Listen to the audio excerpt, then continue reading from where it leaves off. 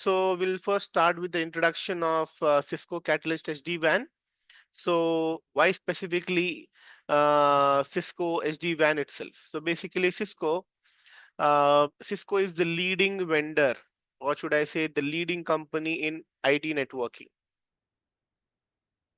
There's so many other vendors who have SD-WAN. Yes, they are cost effective. Absolutely. And many vendors have also taken up those SD-WANs. At the end of the day, no one can beat Cisco.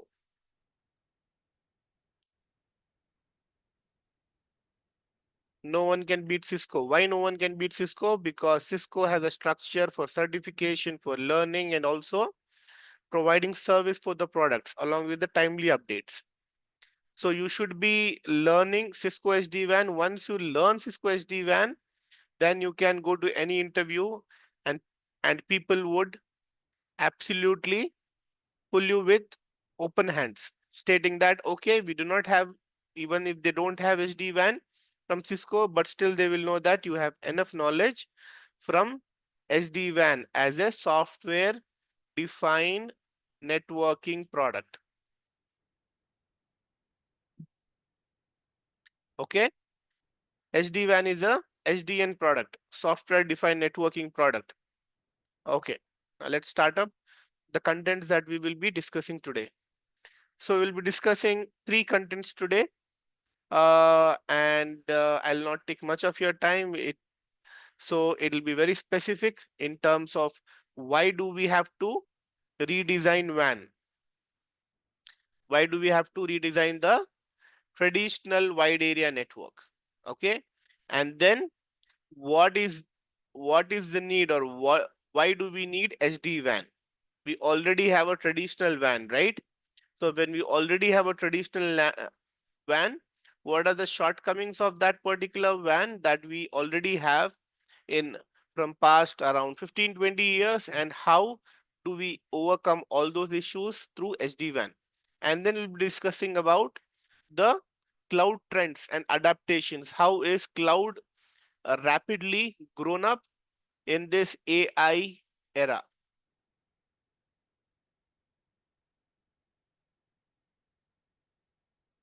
In this AI era. So cloud has been there from almost now 8 to 9 years, right? But now the value of cloud has grown 10 to 20 times more with AI coming in the picture. Okay, so we'll be discussing all these 3 points. Let's first start with the question, why do we have to redesign the traditional WAN? Okay, so our WAN was working fine, right? So till the advancement of cloud, till the advancement of software as a service, right?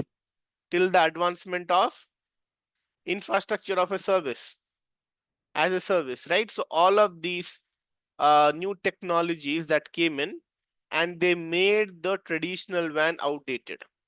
Okay, so as a network engineer, we had to shift our thought process.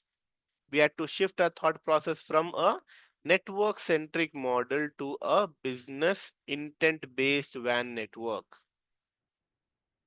So till now, we were actually running a network centric model. Basically, we just wanted some internet connection. We wanted MPLS connection. We were adding network devices. Okay, we had the servers, mostly physical servers in traditional networking around 5-10 years ago, and then only few of the VMs, right? And all those VMs were even not spanning between the data center nor between the data centers and the sites. So we were very happy with physical servers, and if the server had to be increased, we used to add in couple of L2, L3 switches, right? And that is it. So if there were sites that were increasing, then we were adding in couple of extra links, MPLS links, and they were working fine. But suddenly what happened? Suddenly what happened is the businesses grew in such a way that our traditional networks were not able to handle. So we as a network engineers had to shift our thought process from network centric model to business intent based network model.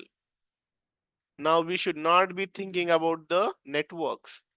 We should be thinking about the applications. It is everything about applications now.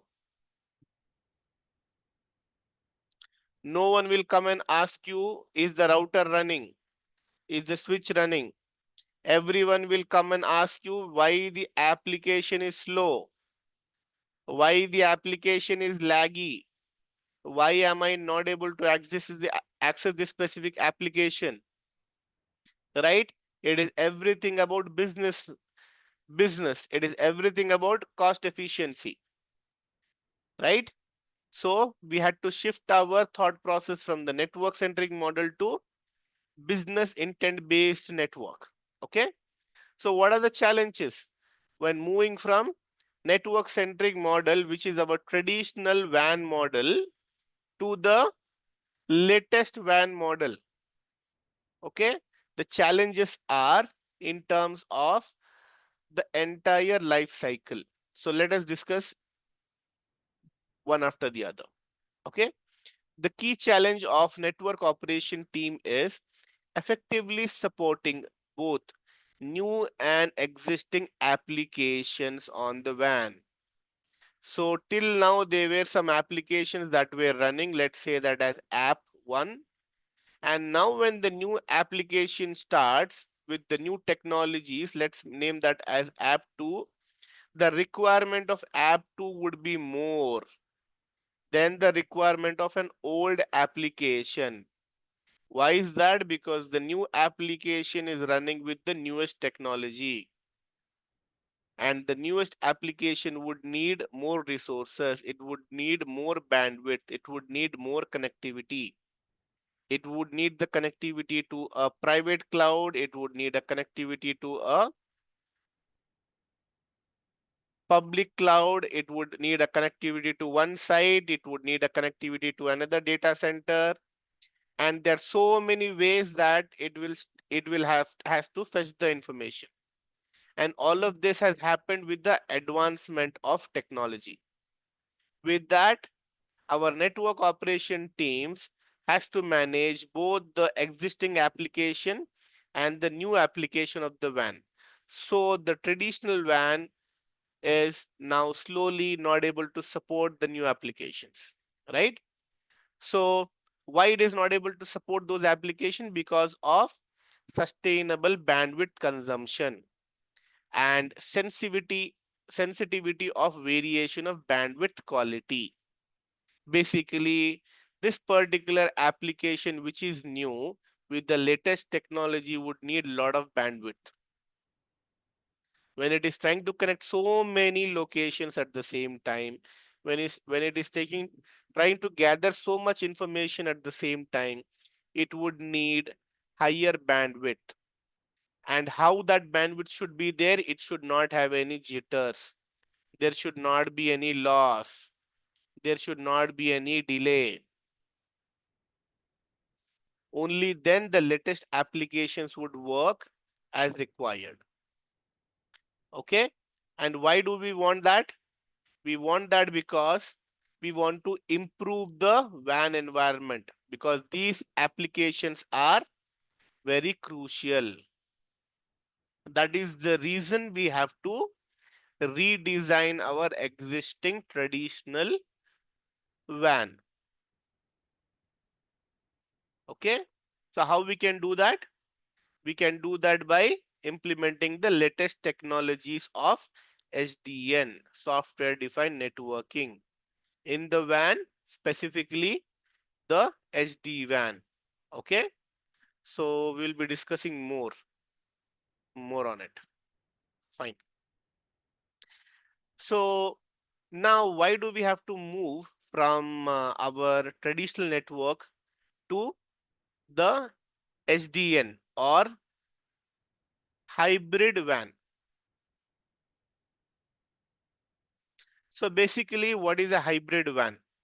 So hybrid WAN is a mixture of traditional WAN as well as SDN. Okay. So why do we call it hybrid WAN? We'll discuss it in the next slides. So a couple of issues that we face with the ISPs. And before I move, any questions from anyone? Everyone is pretty silent.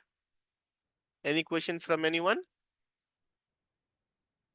Is everyone able to follow? Yeah.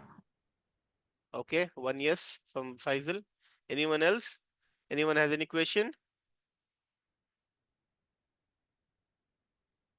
Cool. I'll take that as a no. Okay. So let's continue.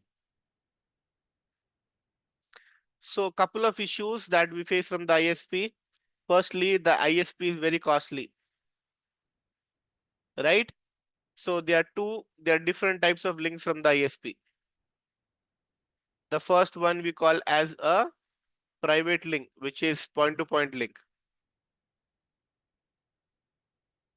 The second link would be the shared link.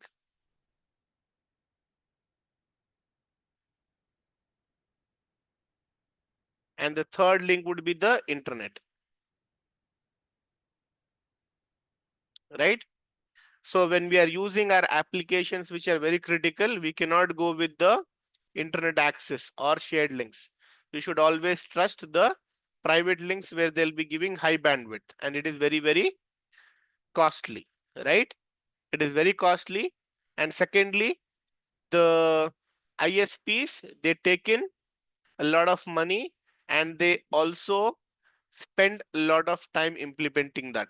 Okay, based on the requirement of the application, they customize and they take a specific amount of time also. Okay, and they bring in the service level agreements, SLA. Does anyone know what is the SLA, service level agreement? Anyone here? Yeah. So it is Yes, yes, yes. where we have to provide our resolutions on a defined time. Okay. Anyone else?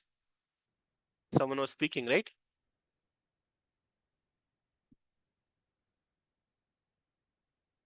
Anyone else? Yeah, SLAs are pretty well defined between the customer and the ISPs, right? We will resolve this issue in this particular time and all. They will give us a Absolutely. metrics and all. Absolutely. That So is, if they basically, are not able to do that, then there will be something known as penalty they will charge. absolutely. So basically, Faisal, SLA, service level agreement, is an agreement between the ISP and the customer. Okay. And basically, these are the terms and conditions that the ISP signs in with the customer before providing the service, which is the link. Okay, Faisal? Yeah. Cool. Yeah. Let's move ahead. In addition, because service providers control the WAN core, so the service providers, firstly, they are very costly, right? And then they take time. They take time based on their specific standards, and also they control the WAN because they are like the bosses of internet, right? The AT&Ts, the Verizons, and all those people. So basically, they control everything, right? So it's not a good place to be in, and we have to be in control with the ISP. So with that, so there was a solution. So what solution came up? The solution that came up was hybrid WANs. So what is a hybrid WAN? So hybrid WAN was originated to address all the issues that I just discussed. Okay, with a hybrid WAN, business acquires additional non-MPLS links. I was talking about internet. Internet is available everywhere with very cheap cost, right? Internet link is also a link. So what businesses they do? They will acquire non-MPLS links, which when I say non-MPLS links, non-MPLS links are non-internet links, which are private and shared links, okay, which are very costly ones. And then the WAN to provide alternate paths that the application can take across the WAN environments. So basically, what the organization started doing is they started taking up, let's say this is organization A, which is having different sites. Okay. Let's say site 1, 2, 3, and 4. Okay. They started purchasing along with an MPLS link, they started purchasing internet links. Okay. And like I said, internet is unsafe. Okay. So what they did, they ran an additional service on top of internet in the form of overlay.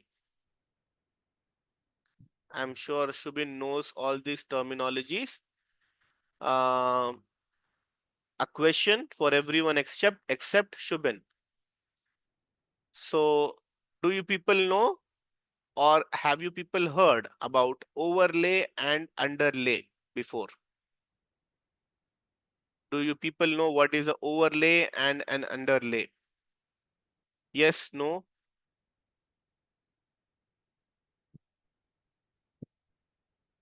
We have 10 people here along with me. So me and Varun, so there are around 8 people. Faisal, any idea? Krishna, Lino, Manikya, TT, Vishnu, any idea what is an underlay and what is an overlay? Have you people heard anywhere? Yeah, this terminology is known, but we have a little, Okay. So you have no idea, Faisal, no issues. Anyone else? So no one has heard about overlay and underlay before? No, sir, no.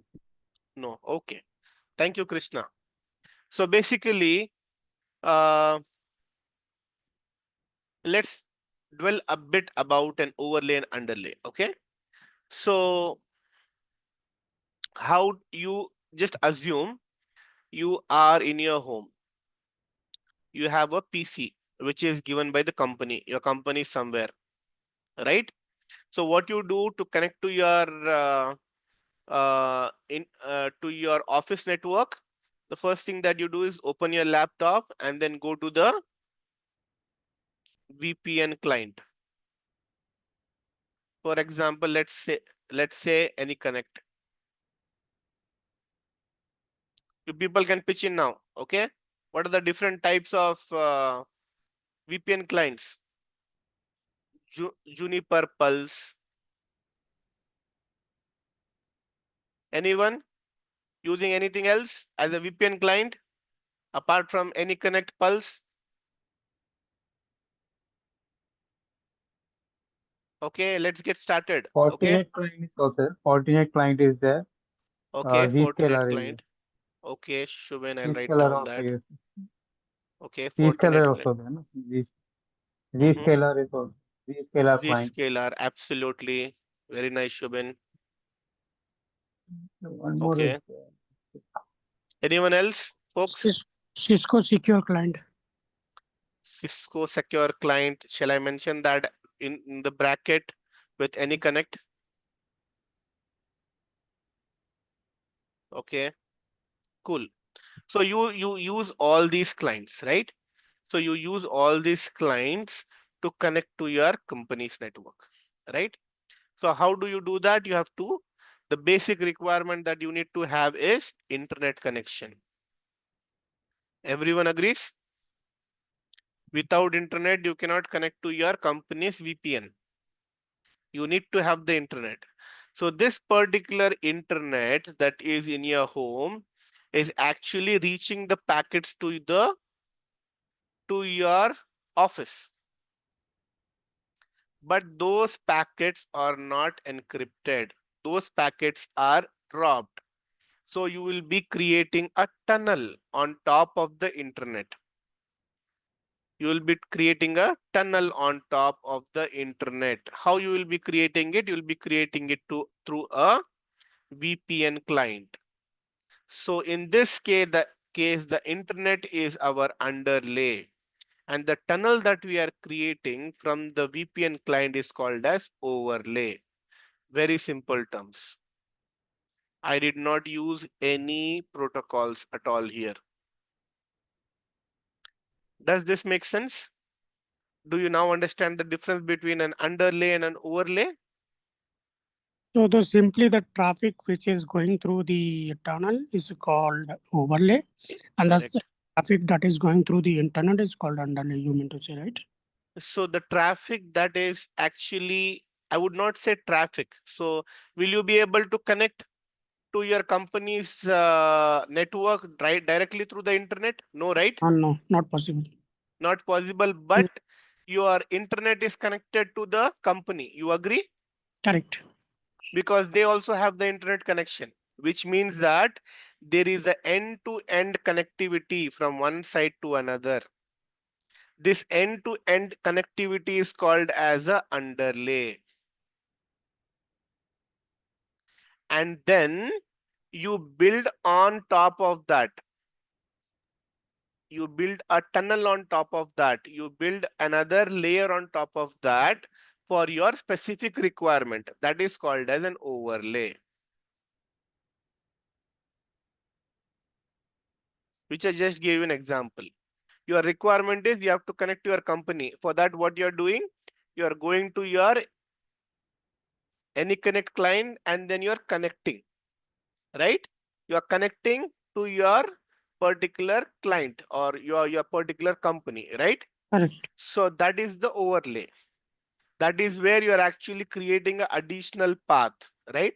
Once you disconnect your VPN, your connection is gone. Agreed? Yeah. So that's called as an overlay. Okay? In very layman terms, and I will be specifically explaining everything in detail. Okay? So coming back to our SD-WAN. So SD-WAN also does the same stuff. Okay? So basically the client, they take in internet connection and they build in tunnels. And who helps them build tunnels is our SD-WAN.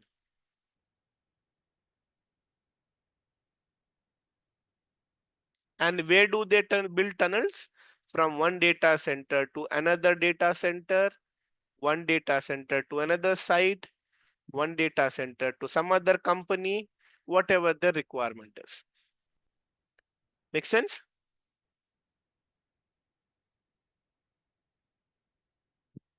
Cool. Any questions, folks? Are we good? Faisal? Yeah. Cool. Good. Cool, Shubin? Vishnu? Manikya? Lino? Yes, yes, Cool. yeah. Yeah. So now let's move ahead. Yes. Transport independency. Okay. So we just discussed about hybrid. We just discussed about hybrid WAN. Okay. On top of the hybrid WAN. So what is a hybrid WAN? Hybrid WAN is a combination of your MPLS and a non-MPLS link. Okay. You can consider that as a private and non-private link. Okay. So what are you going to do with the non-private link? With the non-private link or with the internet, you will be building a transport independency. So which is what I just explained. You will be building up tunnels. You will be building up tunnels. So how you will be doing that? Let's discuss that very quickly. Okay. Cisco Catalyst SD-WAN leverages a transport independent fabric technology. So the SD-WAN has that specific technology of building tunnels that is used to connect the remote locations together. And this is accompanied by the overlay technology, which I just discussed. Okay. So this will be built through the overlay technology. The overlay works by tunneling traffic. over any kind of transport between any destination within the WAN environment. Using overlay technology gives true flexibility to routing applications across any portion of the network, regardless of what type of circuit and transport in use. So basically, this particular line just says what I just mentioned before. So SD-WAN builds in, if you see tunnel traffic here, the main point. How is the tunnel traffic built? The tunnel traffic is built, and that is the overlay on top of our internet. And who does that? That is done by SD-WAN. And that is why we need SD-WAN as a solution. Okay, let's discuss a bit more and then we will pause for a minute. Okay. With fabric overlay network, every remote site, okay, with the fabric overlay network, which means with SD-WAN enabled network, every remote site, regardless of the physical or logical separation, is always a single hop away from one another. Very, very important.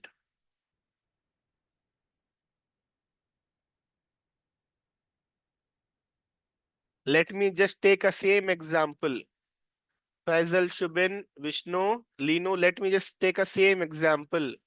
Let's say Faisal has a company laptop. He's working as a knock, right, Faisal?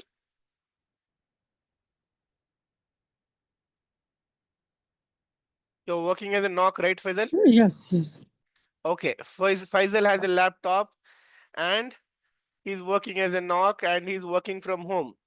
So basically, the hop between the data center, his company and the PC is just going to be one hop away. Why is that? Because he's building a separate tunnel. It is just one hop away. The same way, the internet connection, when you are building a tunnel, which is the overlay tunnel through SD-WAN, it is just one hop away. Very, very important. All the hops that are there in the underlay are nowhere concerned because they just provide you the connectivity. They just provide you the connectivity. So this is one of the biggest advantages of the SDN solution for WAN, that it is just one hop away. Okay, so let's move on to the next point. A business can typically order a high-speed commodity internet circuit and have it delivered within weeks. So basically it is very quick. All that you need is internet connection, right? The new internet circuit can be immediately added in the environment. You don't need to have any SLA. You don't need to pay any huge cost to the ISP. You don't need to wait for them to install the circuits. All those things are not needed. Basically, get an internet connection, make sure you have SD-WAN, and then just configure and build a tunnel, and it'll just be one hop away. So this is one of the biggest advantages of SD-WAN from moving from traditional network to application centric model. Okay, a very high level overview. Okay, so the same thing that I was just discussing. Once you have SD-WAN, basically you can connect to your cloud. You can automate, you can do the analytics. So you can connect to the cloud. You can also connect to the data center. You can also connect to the infrastructure as a service. You can also connect to the software as a service. You can also connect to some virtual data centers as well. All of them you can connect through the overlay at a very cheap cost. Okay, so that's the biggest benefit of SD-WAN. Okay, so let's discuss a little more on how is this going to make our life easy. Okay, how is this particular hybrid solution? So why do we need a hybrid solution? We cannot just remove our current WAN, right? If we remove our current WAN link, then there'll be a downtime, right? And there are also some applications that are specifically needed for that specific bandwidth. All that you should be doing is adding your SD-WAN to your existing network, right? So that is the reason we call that as a hybrid network. Okay. So what are the other advantages? So one of the biggest advantages, there are three advantages here that I have mentioned. So looks like there is some issue here. Okay. Three advantages. The first one is analytics, the second one is monitoring, and the third one is the operations. So you can do analytics with your SD-WAN. You can do traffic engineering. You can secure the perimeters. You can choose the cloud path. You can choose the transport hubs. Monitoring, you can do everything in just one platform. And the analytics also, you can do everything in just one platform. So what you can monitor? You can monitor the routing, security, segmentation, QoS, multicast, SVC, and survivability. And also there's something called as intent based networking. So what is intent based networking? Basically, SD-WAN has the capability to tell if there is going to be any outage.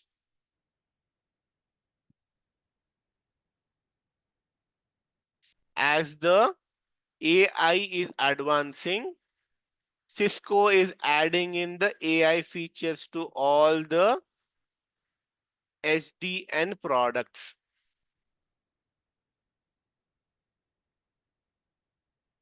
So all the SDN products will be AI capable. And you will be seeing more and more features that are being enhanced in your SDN products. Okay. Next, you can also do the transport independent fabric operations. How you can do the operation? You can do the operation to ZTP, zero trust provisioning. Everyone asks what is the ZTP or ZTP in the interview. Anyone has any idea? This is the most common interview question. What is the ZTP, zero touch provisioning? Any idea? I don't want you people to know it in depth. Just give it your thoughts. Zero touch provisioning. The name itself says that, right? What is the zero touch provisioning? It's Anything somewhat that like comes to your mind? plug and play type. Cool. Plug and play. Very good. Anyone else?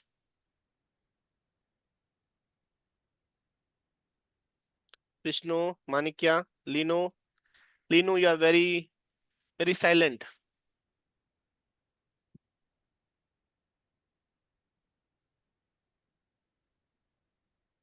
Cool. So the zero touch provisioning, one of the biggest feature of zero touch provisioning is plug and play.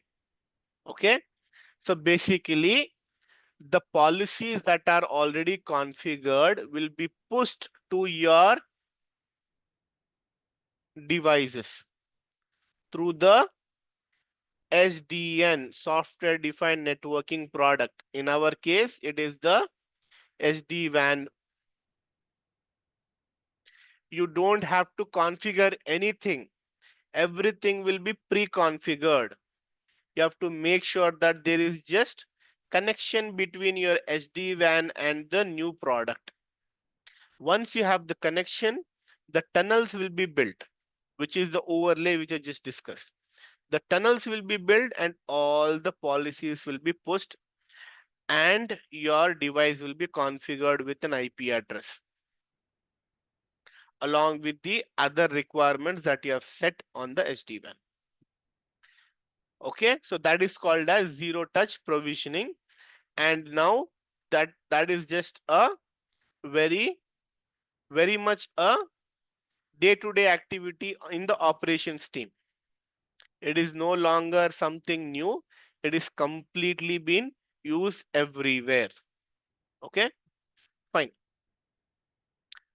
So when we are rethinking about the traditional WAN, we should also be rethinking of how do we do the hybrid WAN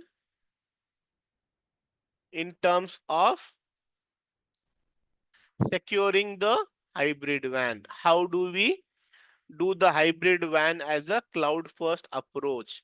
How we do the application quality experience? How do we increase the application quality experience? How do we make our life easy with the operations? Okay, so all of these things also we should be thinking, right?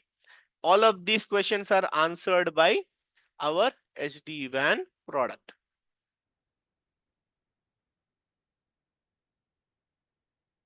Okay, so we'll discuss how we'll discuss about that in the next discussion.